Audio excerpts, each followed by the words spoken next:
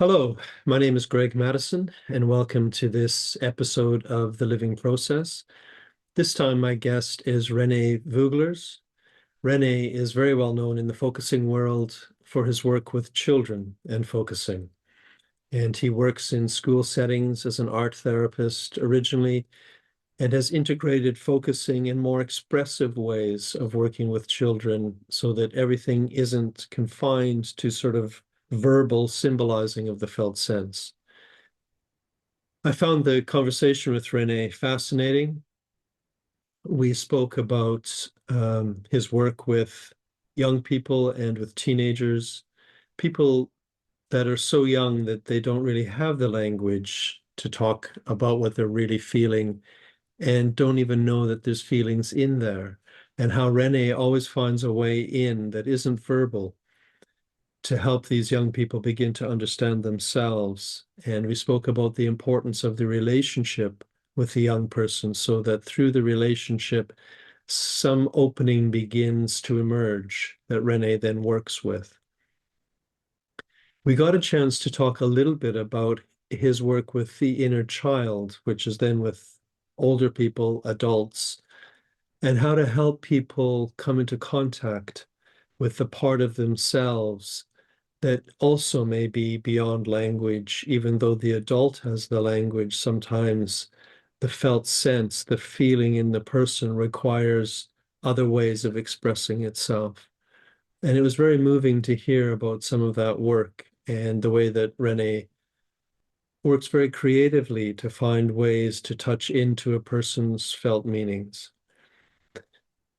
I found it a very interesting conversation and quite animated appropriately.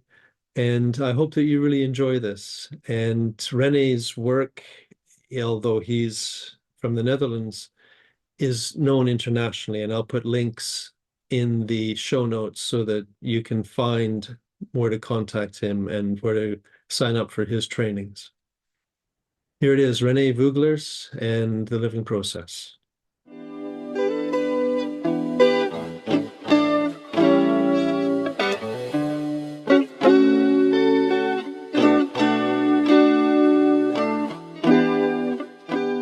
Welcome, René. Thank you. Nice to see you. Yeah, it's great. It's great. Okay, so I was thinking that we would talk a little bit probably about your main specialty in your clinical work, working with children, and also your other specialty, which I don't know that much about. I'm really curious about is working with adults and their sort of inner child work, I think. Okay. Yes. Yeah. Um, but maybe first, I would be very curious just to know how did you get into focusing? Mm, that's a long and a short story at the same time. I Okay. I finished my education as an art therapist, and in that time I was working already with teenagers on the school for 2 days a week.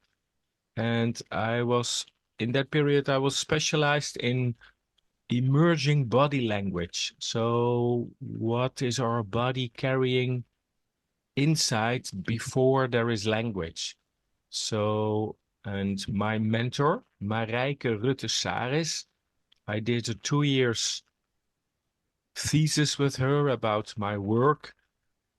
In that period, I felt sometimes touched by clients or teenagers, and I sometimes didn't know if those feelings or touched places in me were from me or from our exchange or from the client. So I became frozen. And in that period, we talked a lot and we explored it. And then she said, "Oh, it must be right for you to learn and experience more about focusing." And of course, I know focusing, but focusing in Dutch is a way to get concentrated. So it's not focusing what we know. Okay. So, and she said she briefly shared about Gentlin. And then I looked at the web and I found the center in the Netherlands with Marta and Erna and Christine. Mhm. And at that period, I think it was 18, 19 years ago, Marta was giving her last children focusing training in Belgium. So I went there and I was immediately touched and fascinated by it at the same time. And through the years, it's still developing and unfolding all kinds of input and refreshment of my fascination of the body. So that's great. Yeah. I'm curious, um, I'm curious how it has developed over the years, but first of all, what brought you into working with children in the first place? What was the Oh, attraction? yeah, I studied as a psychiatric nurse. So I worked as a psychiatric hospital with adults. I worked at a daycare center with young adolescents for 6, 7 years. So I gave them all kinds of different therapy, um, sports, social skills, mentoring. And in that period, especially with the young adolescents, so between 18 and 30, in that period, but that was more than 20, 25 years ago, I discovered that most of them have all kinds of feelings in which they don't have language for. So it's so useful, so common in our language and even in therapy to ask, "Oh, how are you? What's happening?" And Mhm. then people have to verbalize it. And most of people you can verbalize it, but it's never connected to your insight or not always yet. So in that period, I felt, gosh, maybe I need to start to work with teenagers and children. So to get more felt influence in their growing up instead of working with them as an adult. So I stopped my job and start to work as a psychiatric nurse in a children hospital for many, many years. So that, and in that period, I start to study art therapy to see how I can understand more of the nonverbal world. It's very interesting how, for whatever reason, you tuned into how much was in there and couldn't be said. Yeah, yeah, yeah. Yeah. Now when I look back, I thought, oh, that was a good decision I made. Yeah, yeah. It makes me wonder, I guess by comparison, a lot of my work is either verbal or encouraging the adult client to I think bring so. the Yeah, feeling into words. yeah, And you're finding a different way, even with adults. yeah. Even with adults, yeah. I think through the years, and I like to work with the teenagers the most. I Hmm. like their energy. I like their vitality. I like their not knowing. I like especially their not wanting. So the whole day I work with them, and even in my own practice, they say, I don't know. I don't want to do it. Go away. And I don't want to feel it. Yeah. And I like that kind of behavior. And I can be with that. And especially I'm capable of sensing, that's what I do, sensing the need underneath. So Mhm. I never get stuck in the behavior like rejections and ignoring, because that's just the outside, that's the behavior. Mhm. And what I felt through the years, especially with children and teenagers, but also in adults, that the the layer of the need underneath is always there, but it's sometimes implicit, it's vague, it's not clear yet, or there there are feelings between it like anxiety or anger. But I like that a lot, to get to almost skip the rejection of the behavior. That's interesting as you say that. I'm thinking of even walking down the street, if I see a group of teenagers, how I can get stuck at that level of just their behavior. And that happened. That's Yeah. the reality. Their behavior is strong. Of Yeah. course, they are teenagers, but I never get caught in that. I can sense when they reject me or that they say, I don't want to feel it. It's nothing personal to me. Mm-hmm. It's just a layer of their behavior. Mm-hmm. And how do you, I guess I'm thinking you can't sort of take them through a focusing Yeah. process Yeah. because they're going to say no to that as well. So how do Yeah. you find a way in? Yeah. Yeah, that's nice. Mostly, I through the years, I expected my suggestion. There's always a no, and in a way, I am very capable of not get stuck in that. So Mhm. even before I get the answer, I always am already saying I will ask a very weird question, and probably your answer will be no. So it's almost like acknowledging what could or will happen Yeah. and create a sort of vitality or a space in which there can and mostly will happen more.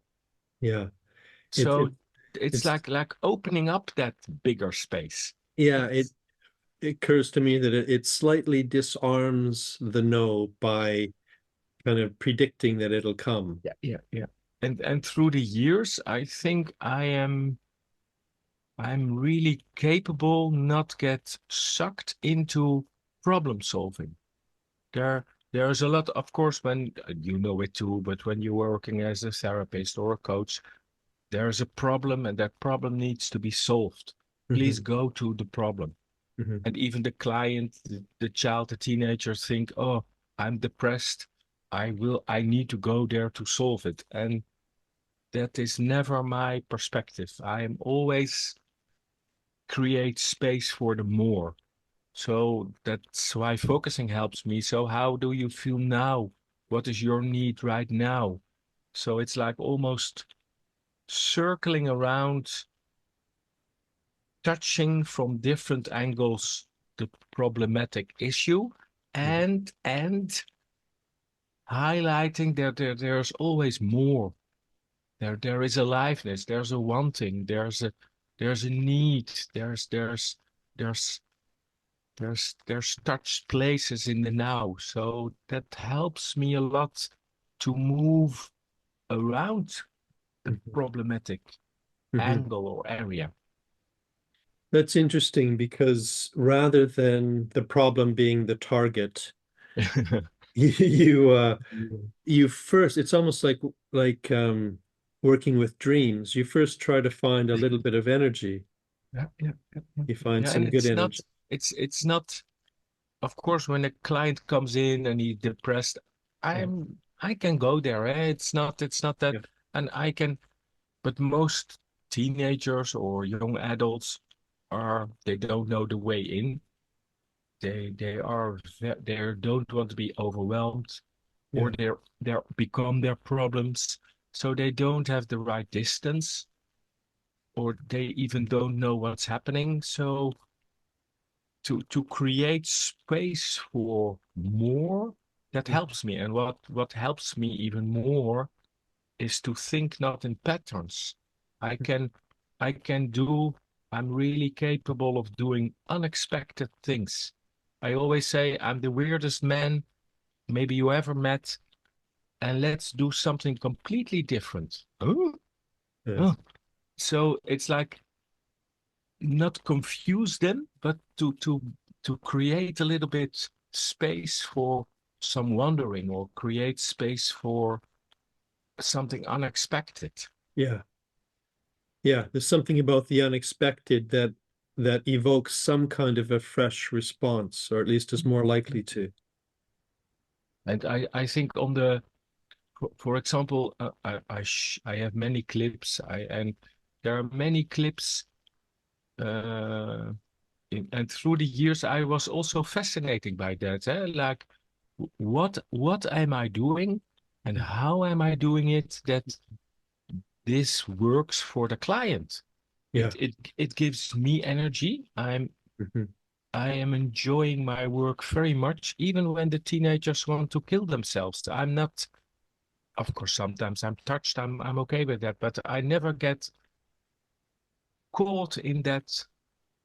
I never get caught in this. So I'm Mm, always capable of opening up the bigger space and looking for a life part or mm, vitality that has an emerging quality in it. In and what I felt through the years that our body is carrying that. So it's when a depressed child is coming into my room with an awful history, traumatized, blah blah blah. When he comes into my space, it's like as if my body is opening up, has a sort of awareness that I'm sensing all of him, mhm, sensing the space, sensing him, and almost exploring, is there something out there in that boy, young man, what could create a connection mhm, inside of him, but between us? And mhm, it's beyond or before the language. And then it's the way he walks, the way he mhm, sighs, the way he leaned into the world, the way he dressed. mhm. And I immediately step in that world, immediately. Like I will never ask, how are you? But uh, when, for example, when a teenage boy comes in and he walks in a very strange, funny way for me, I don't know why, I'm immediately focused on the way he walks or the way. So it's like in the little details that has a certain quality. I feel it, I see Mm. it. I don't know what comes out of it. And fine tune to that or focus on that, it creates immediately. Huh? So I have many examples like, huh? Why you're going to my feet or what's happening there? Like it's like the attention immediately go to another aspect of the body, and then that's an entrance into the living process of the client. Yeah. So if I say that back to you, it sounds like when the client first arrives, for example, a young teenager Yeah, yeah. first arrives, you try to get a sense of the whole of them. But you do that, it sounded like you do that by first getting a sense of the whole of yourself Yeah, and the first. whole Yeah, of yeah, the yeah, whole of the yeah, space. yeah, yeah, yeah. When I'm not fully there, Yeah, and of course I'm not always fully there, but I need to do it first internally. yeah, I need to be prepared. I need a presence. yeah, Our how am I? What's so that's the first. yeah. Yeah. So I have a question. If for example, it's the the kind of the anomaly, the thing that stands out to you is the way that this young man walks. Yeah. Yeah. How do you bring attention to that in a way that brings life rather than makes him feel self-conscious or something? Yeah. I it's not I trust that. I Okay. trust my sense through the Mm. years. I trust my body impulses, my Yeah, body awareness, yeah. trusting that there's something out there that's touched in me, Hmm. and I don't know yet what will come out of it. And it goes beyond everything I know. It goes beyond let's solve your depression or Yeah, and I feel the pressure of the parents, the yeah, teachers, so that's but I can leave that behind, but I yeah. feel being in the now. And I am able of have some people said, oh, you're so full of courage, but I have the capacity and to step beyond that and immediately tune into that specific space. Like, and I would say it out loud, like, oh,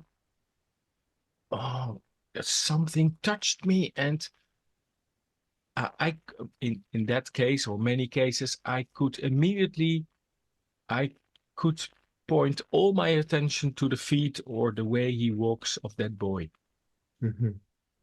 And it's not that I'm looking for aliveness. It's not that I'm looking for to skip the problem, Yeah. but it's like something out there is almost waiting to be seen or heard in such an unexpected way. And I really don't have a clue what it is, eh? And through the years, I experience in there, in that small, significant detail, there lies an entrance that creates Mhm. a bigger space for the client, for us, and the client can create a different awareness of himself and create a different connection and awareness to his felt problem. So again, I want to just say that back to you because it sounds like, first of all, you really it it, it reminds me of a dog.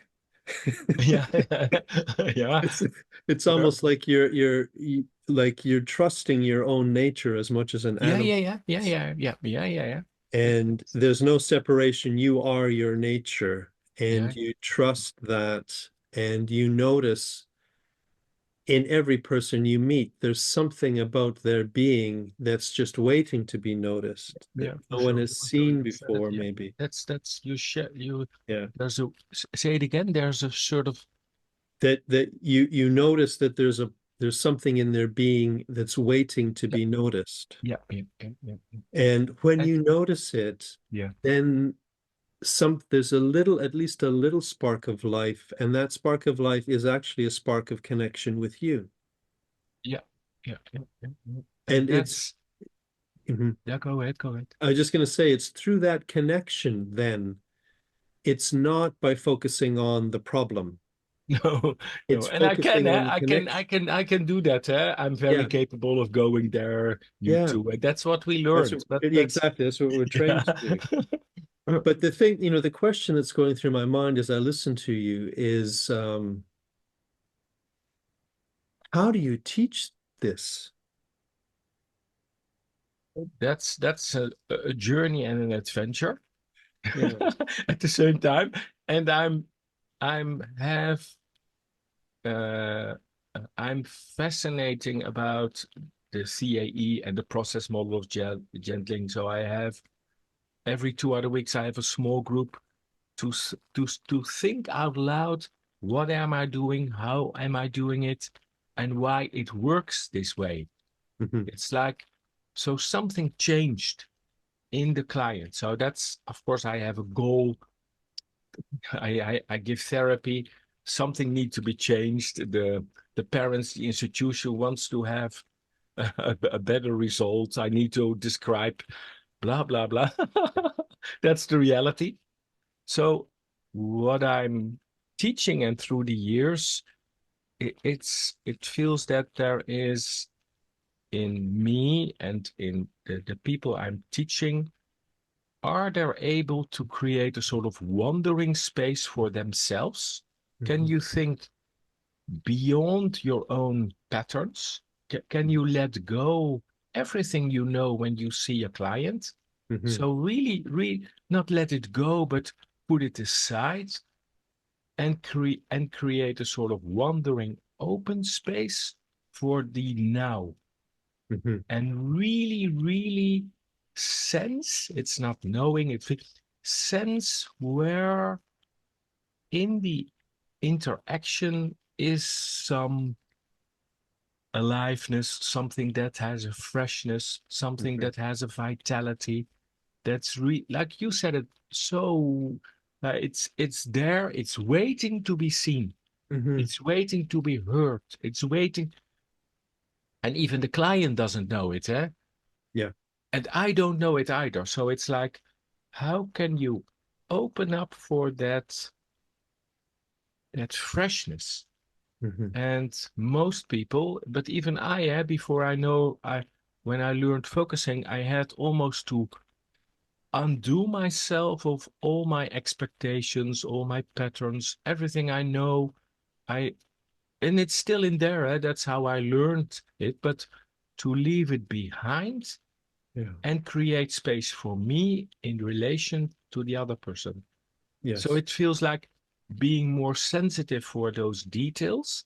And it's very delicate. It's in the little how your fingers are, how Mhm. you look, or how something, a sigh, or it's in those significant details. There lies, for me, there's the entrance. As I listen to you, it reminds me the way that I was taught to work is existential phenomenological. So in the phenomenological, we try to do the same thing. The whole intention is to set down everything you think you know Yeah, yeah, yeah, in yeah, order to yeah, yeah, yeah. encounter freshly what's actually there. And that's a challenge, for a Yeah, lot of people. It's a challenge because I have to go to a place inside of me where I don't know it. I don't know anything, and I know a lot, yeah, but I through the years I'm capable of putting that aside and yeah, create almost a bodily bigger space in me, like, oh wow, I have always that guy. Where are you? So not you are in front of me, but where are you? How are you? And what's alive in you? And it's not answers to be questioned, but it helps me to create that bigger space. yeah. But I guess I'm thinking then what guides you is not some theory that you have to establish a relationship, Oh. but what guides you is an impulse. Yeah, it's a sort of impulse, and Yeah, then at the same, I know my impulses, and not impulse is right. yeah, So exactly. it's like so it's Yeah. not so it's like almost attuning to the moment. Hmm. For example, with this boy, when I felt something is happening in the way he walks, in his toe, his feet, Hmm. when that you can call it an impulse, when that comes up, I always check in Hmm. between, Hmm. is this the right moment? Is this suitable for the process? Yeah. Could this support something? Hmm. Or so, but I can do it very, it's like I can do it in 1 second. Yeah. So it's not that I'm following, it's Yeah. not a random impulsing Yeah. action. Yeah. Yeah. Yeah. It's like an awareness that I check it. Yeah. It's not like you're not there anymore. No, no, no, no, no, I'm fully there. Yeah, it's not just Rene's impulses running No, around no, the no, it's room. not that I'm, no, no, no. And it's that's I can do it. Focusing helps me to Yeah. to check that, Yeah. and to check even in that moment. Oh, do I want to skip the process? Is that my need? Yes, And exactly. so it's like a sort of checklist.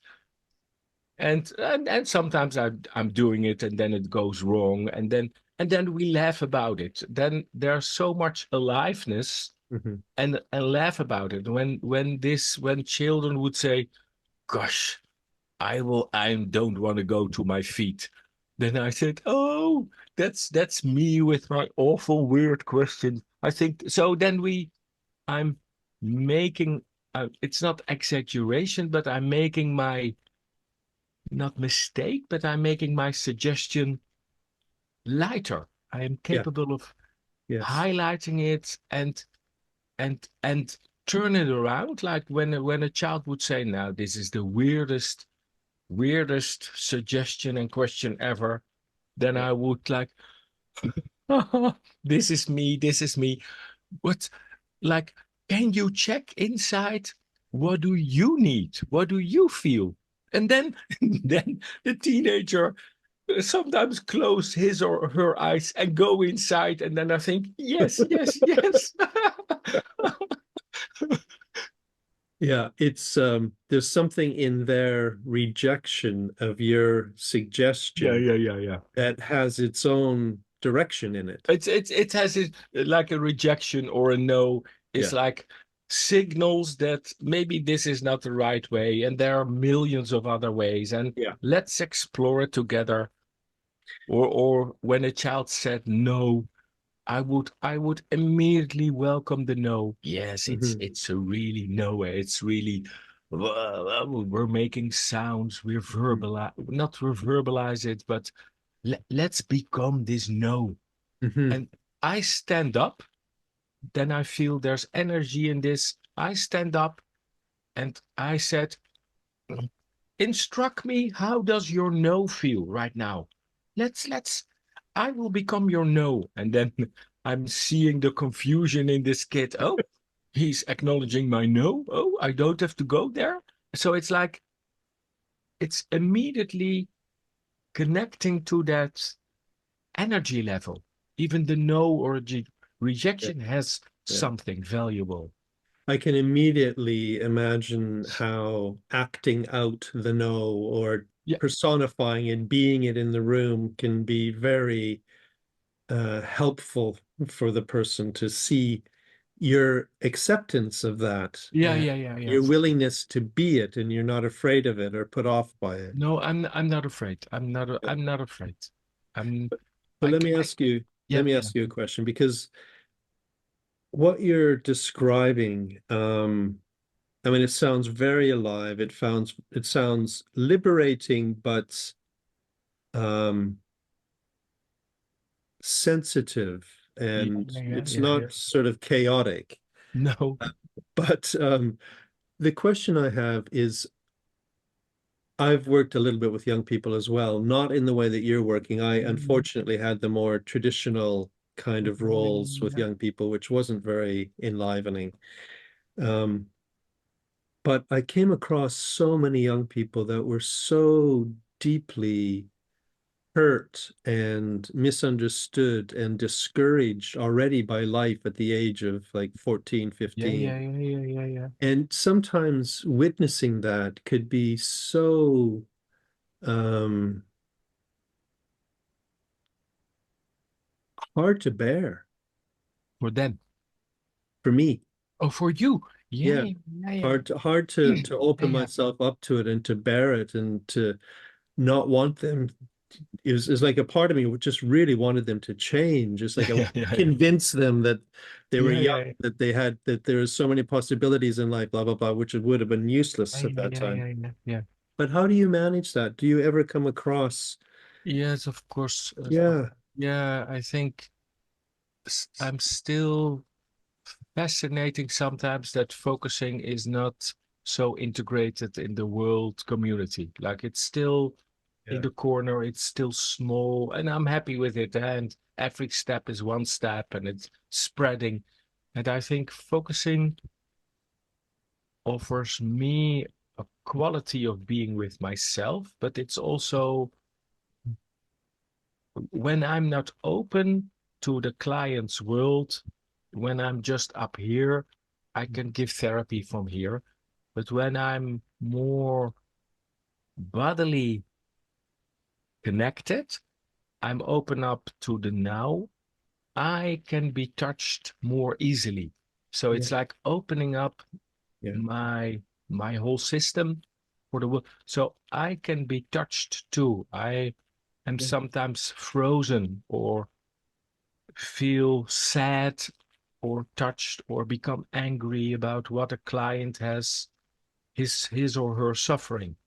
And th through the years, I learned to, it's like an inner check, like what is touched in me when a client like your situation, when I'm deeply touched by the suffering of a traumatic yeah. girl of 15. When I am touched, I can check inside, oh, is it something from me Mhm. or is it something from our moment that we are really fully connected, that maybe we could become one at that moment? or is it something from the client? So to identify those layers, and I can do it. And when I'm still touched, I give myself the permission and the opportunity to focus on that later on, what starts, blah, blah. But to acknowledge, and sometimes when I'm deeply touched, I sometimes acknowledge it, not to bring myself in the conversation, but to acknowledge, gosh, this is so much, there's so much going on in your life. It's almost in the room here, so I am capable of giving that kind of processes words that the client even can do it. And checking, it's like a constant checking. Is our way of working, is that enough for you, for everything you have experienced, or do you need more? So it's like, is there another need in the client that we need to address? And sometimes I am not the right person, or the focusing oriented is not the right way in. Maybe it needs something more. So it's like that constant check inside of me. Yeah. And for example, when I worked for a day, I'm seeing 10 clients. It's not that I'm looking for my own energy, but when I'm tired, I go home, I have a headache. Those kinds of signals helps me to think, oh, maybe I did too much, or I was touched in a place I didn't expect it yet. Yeah. So I need to have some self-care and self-regulation. Yeah, and it's almost like at the end of the day, what was touched in me that I didn't acknowledge and Yeah, notice. and that happened daily, that happened daily. I'm not perfect, but it gives me some signals, or when I'm touched by something, or deeply touched, like in the layer you shared, mostly it brings me to an unknown area and place in myself. Oh gosh, or it touches unfulfilled needs in me from my childhood or whatever, Yeah, or exactly.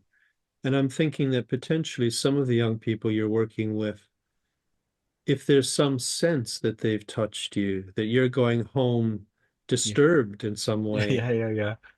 that might feel affirming for them. Yeah, in a way. Yeah. Yeah. Yeah. And I always, when those things happened, or things can feel uh, uh, unfinished, Yeah. with many children and T clients, sometimes it feels unfinished, and that happens. That's okay. But when it needs attention, I come back to it. I think I have a more adult perspective of myself, of the reality. I'm able to give it words. Yeah. So, for example, when something happened in the session that's not completely right, or it feels unfinished, or I did a suggestion that it didn't match completely, when I go home and I was still sensing, I come back to it. Yeah. It's like when we have worked, I think, oh, Greg, you were here last time. Can I come back to it, to what happened? And mostly the you said, huh? What? Okay. And then I reframe. Oh, I felt in the last 10 minutes you said something, and I felt that I missed your essence, or I was not fully there. And then I didn't, and then mostly they say, huh? Huh? I didn't felt it. I said, okay, lucky you, but I felt it, and I said, I will be more aware of it. So let's create space. Are we still at the same level? It's like leveling, eh? Are we still leveling? Do I fully understand you, where you are, what you're saying, what your need is? Okay. Enough talking. But then it's like bringing my wondering, my doubts into the relationship, Yeah. and create a bridge into the future that I am responsible for it, but the client too, eh? Yeah. When the client feels, gosh, René is the worst therapist, I miss him, he's not well, please say it, eh? Say it. It's not judgment. So let's create this. Let's create connection. Yeah. When you say that, I'm thinking, that feels familiar to me. It's not so different from the way that I would work with adults, although the mode of entry might be very different. But the thing that is very different, I think, is that sometimes at least you're working with young people who are, um, let's say, under the power of parents, schools, a whole system. And I'm thinking you're working with them in a way that I'm imagining they potentially come to understand themselves better. Yeah. For sure. But they also come to understand the people around them a bit better sometimes. And I'm thinking it's what happens when the young person, through being affirmed and working with you, kind of goes back into a system that hasn't changed. Yeah, that's a lot of the reality. Yeah. That's sometimes my not suffering or burden is too much, but that's awful, eh? When I worked with clients who are in a such horrible situation, or the parents are so, in my perspective, so disastrous, not attuned. I feel, gosh, that I cannot change that reality. And I can, and I don't need to persuade the child or the client to do it differently, but I can create space for moments in which the client can understand himself or herself and explore in small steps what does he or she really needs. Yeah. And I have many examples. I worked with a boy. Uh, it's he no he didn't speak for months, so we just had all. He was 13, and we just did things like hide and seek. But the situation with his mother, he didn't know his father, was incredible. His little brother from a different father, and he was bullied and unbelievable. But at one moment, we were not able to work inside, so we work outside, and we start to work with nature. We start to work with fire. We're making fire outside.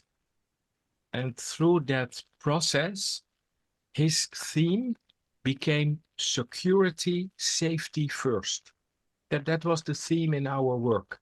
And of course, you're working with fire in the forest.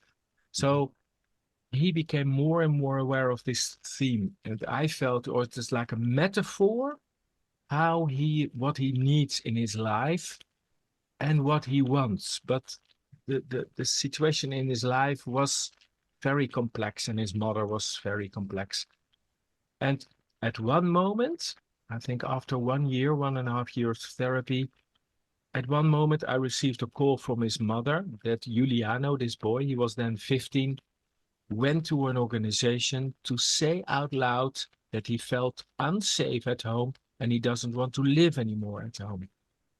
And that I was touched by it, because his mother cried and I was touched. But I felt, gosh, the theme of our work, I never mentioned his situation, brought little opening into his process. And in his moment, in his time, he decided what he needed and what was well for him. And so it's like, but it went unexpected. So and I feel sometimes when I look back at my life or your life, when you go inside and feel, are there moments in your life, maybe one moment that someone was fully there, seen, felt your essence, your body knows it.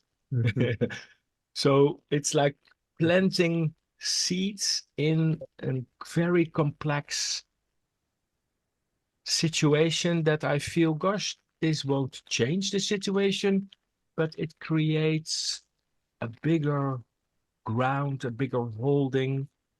You and I know exactly the moments when someone was fully there for us. It's inside of us. Yeah. Sometimes you forget it, but it's inside of us. Yeah.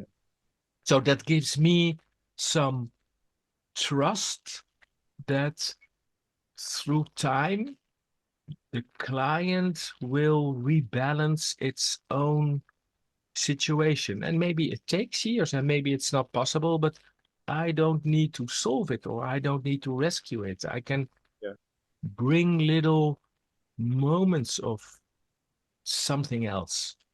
So you wouldn't necessarily, I mean, that makes sense to me that there's the shift in the young client's Yeah, yeah, body yeah, yeah. creates ripples in the Yeah, larger yeah. Yeah, world. yeah, And yeah. some of those might hit sort of a wall and never go any further because they can't. But some of them might find a way around the rocks and something might begin to flow differently. Yeah, yeah, yeah, yeah. But do you ever work with parents or Yeah, yeah, I do. I you do. do? Yeah, I have to of course I have to make many reports for the teachers for and it's like it's another adventure to describe not the details, but most of the parents and teachers they have their own perspective of the reality of their own reality. They're less open to the emotional quality. So I am not manipulating them or teaching them focusing, but in my short uh, reports, I'm writing little bits of pieces of focusing. So when your kid is coming at home and he's angry, mirror what you see. Use the word something. Check if this is the right moment for you and the child to give it attention. Mhm. You don't need to always solve the problem. Just so, and I'm repeating that all over the time. And in a way, what I feel in my work with the teenagers or the children, in a way, I'm feeling like a sort of mediator. Like you have the child, you have the parents, Yeah, there's a complex situation. yeah, I am able to step in between and I can explore and verbalize and reframe a little bit of what's happening in the child and create a little bridge yeah, between they're not like this anymore, but it's exactly. like it's opening up a little bridge. You're advocating for the you're advocating for that part of the child that the parents don't see. Yeah, that's correct. That's Yeah, correct. That's correct. And they, of course, they cannot do it. And yeah. I feel they're just doing their best. This Yes. is what there's. I'm not judged. I really can be fully there, seeing that, seeing even their imperfection. And there's a lot of imperfection in parenting, and I'm okay with that. Huh? And but I can feel they're wanting to have the best for their child from Yeah, their perspective, yeah. from their way of being.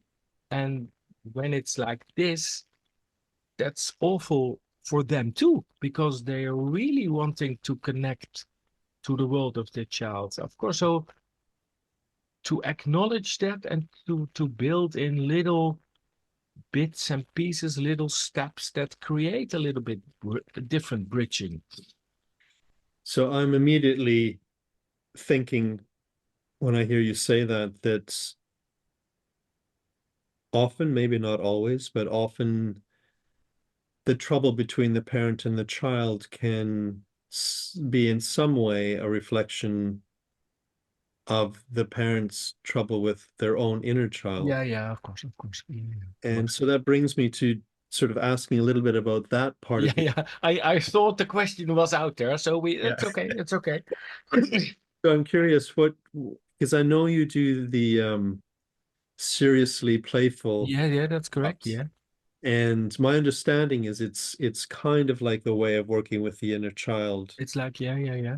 So I'm curious to hear a little bit more about that, how you do it, and It's like it's there.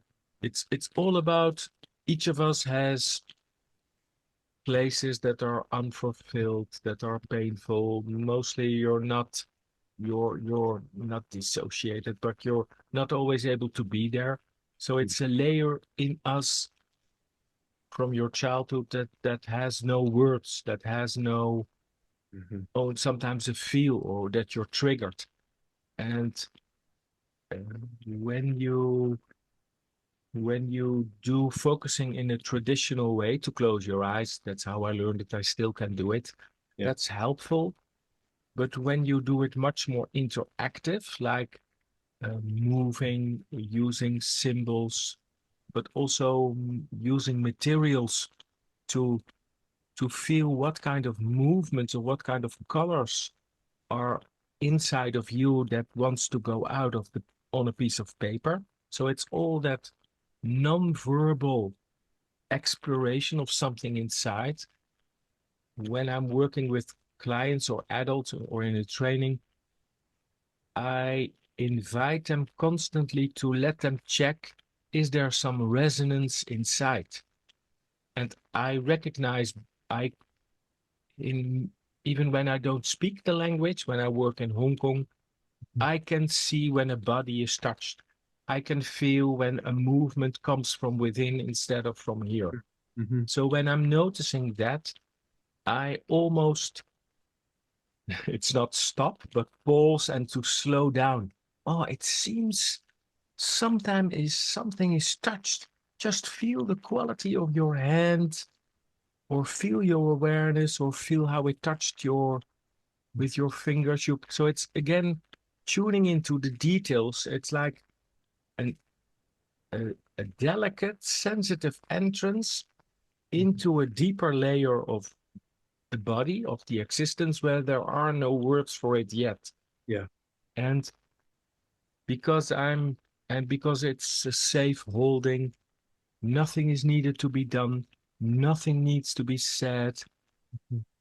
Most the clients will settle in and are touched, and sometimes they become the little one or that's so overwhelmed or so touched. And I'm really fully there. I'm not even when there's anger or I am really there. I'm fully there to hold it and my body guides me.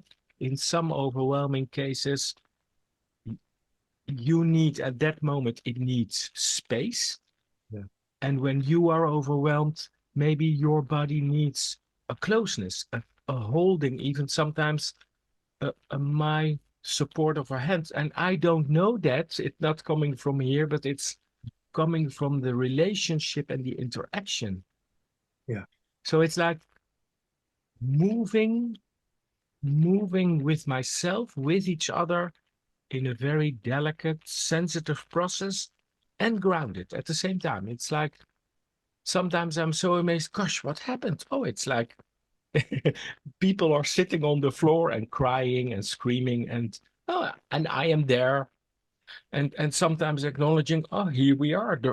I could say the whole world will know that we are here. Like it's like, gosh, okay, now let's create space. But does that make sense as a sort of how it can work? The thing that comes to me is that when you were describing that, it I just realized how much of a young child's world is tactile and taste. Yeah. It is. It It's is. not Yeah. thinking, it's like sitting and just moving your hand across the fabric of the sofa, for 10 minutes. Yeah. It's for example, last Tuesday, Harriet and I had the last day of our children focusing training in the Netherlands, a small group, and people are really focused. And I did a focusing session with a woman about her story through 1 year. And uh, we started, and then uh, her hand touches the white wall. It was unexpected, but it was very brief moment. And I immediately almost stopped, not going through the process, but I felt, gosh, look, just feel what your hand is doing. And and for 10 minutes, Mm-hmm. we stood, the two of us, two adults, touching, almost smelling, touching the quality of the white wall. And she realized through that she needs support. She needs a white space. She Mm-hmm. needs to be grounded. She needs another human being to say. So it went completely different. But it was like that tactile, what you said, that tactile, and Mm-hmm. her body showed me that. She, and I saw it. And it's not that I see everything, but it's like a different way in a different moment. And we could have done the demonstration for the group, and maybe something similar could come out of that. But it's like that in that certain moment, something opened freshly. It's so interesting how the child's need can so presently express itself through the adult's body so many years later. But even I worked with so many children, teenagers who have attachment disorder, and they're very complex, but I like them a lot. But in my country, there's so much almost rigid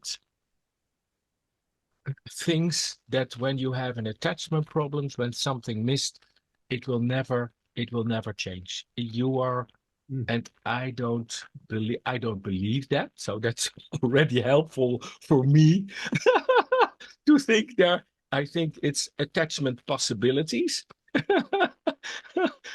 And but to that our body, the unfulfilled wanting to really connect Mhm. is still there, Yeah, and exactly. it shows itself in an unexpected, Mhm. sometimes not understandable way, but it's still there. And that's so helpful Mhm. to work with the body, to work with those subtle details of the body, like the tactile, the things, everything.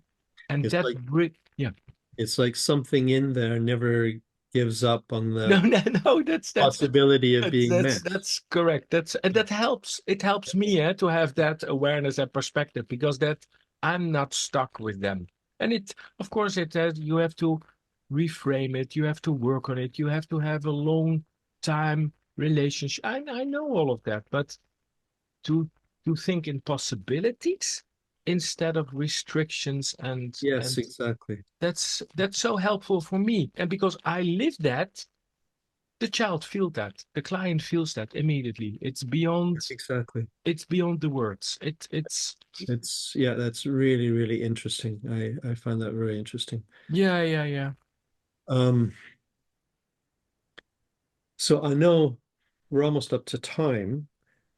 Uh, I feel like there's a thousand other things we could talk about. Yeah. Yeah, okay, okay. But I guess the main thing I want to make sure to ask is just kind of what's the edge of your development at the moment, or what are you most excited about or more passionate about in your work or in your life at the moment? That there is such a richness in me I still don't know.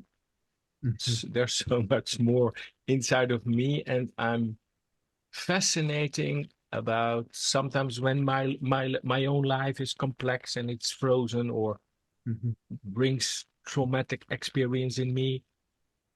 That's not always nice, but I can be and hold it. And I feel that there is the whole it always sounds vague, but maybe not for you, that the whole universe has good intention for me and for us. And it shows and brings me little pieces of my puzzle Mhm. to reframe it, to rebalancing it. So when I am stuck, when I'm touched, or I am what else? I can be with that, but I'm always also aware about the bigger space that it can bring and show me also elements and things that rebalance that in myself. And it's not, and I don't know, it's not that I go outside and think now I will be very attuned what nature can brings me. No, it's like creating an awareness inside and outside at the same time. It reminds me that it's almost as though the universe is doing for you what you do for Yeah, your yeah, young life.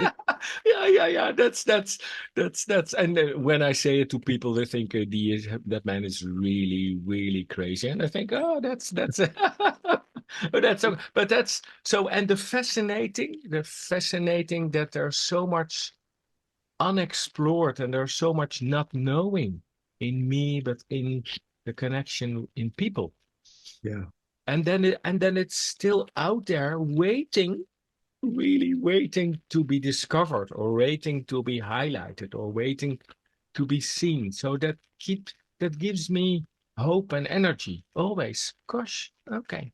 Where am I? How am I? Where are you? How are you? How can we create something new beyond and before the language? It's beyond Yes. what we know. Yeah. It's in there. So that's Yeah. I'm getting that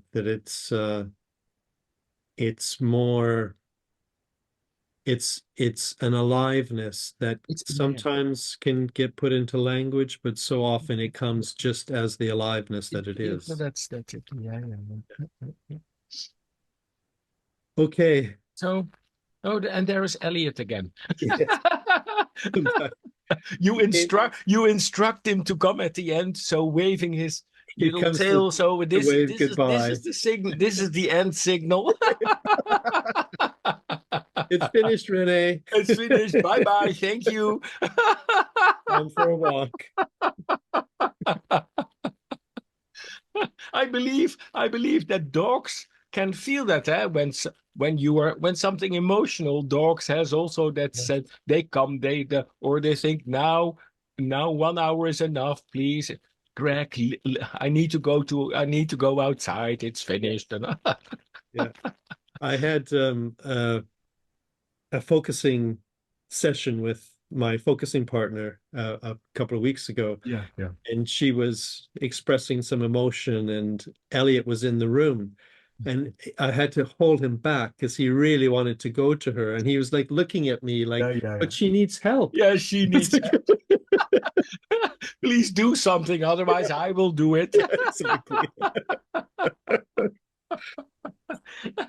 But still, the tail moves like, okay, bye bye, see Yeah. you. So thank you very Yeah, thank much. you very much. It was a Yeah. pleasure, and it lifts me up to think out loud and to give it words. Yeah. Yeah, I really enjoyed it. Yeah, me too. It's inspiring. So, and So thanks. what a wonderful initiative and idea. I liked it so much. Yeah. So thank you very much, Greg, Yeah. and see you at another time. Take care. Yes. Yeah. Bye for now. Have a good day. Okay, bye bye. Yeah. Bye. Bye.